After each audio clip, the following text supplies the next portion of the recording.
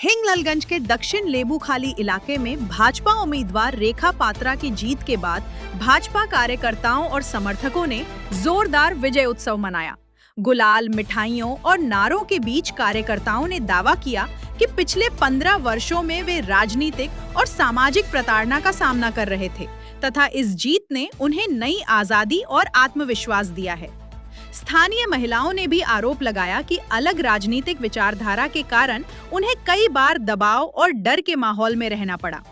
भाजपा समर्थकों ने इस जीत को केवल राजनीतिक सफलता नहीं, बल्कि सम्मान और अधिकारों की बहाली बताया।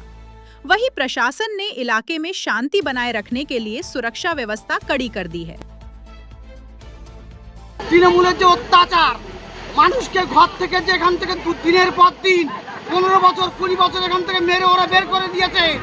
পৃথিবীতে ভারতবর্ষে নয়, পশ্চিমবাংলায় শান্তি এসছে, বিজেপি ফিরে এসছে। তাই আজকের আমরা সনাতনীরা আমরা এই জন্য আপনাদের কাছে বার্তা দিতে চাই, পশ্চিমবঙ্গে আজকে শান্তির বাতাবরণ তৈরি হয়েছে। মানুষ মুক্তি পাবে, মানুষ শান্তি পাবে, মা বোনেরা শান্তি পাবে।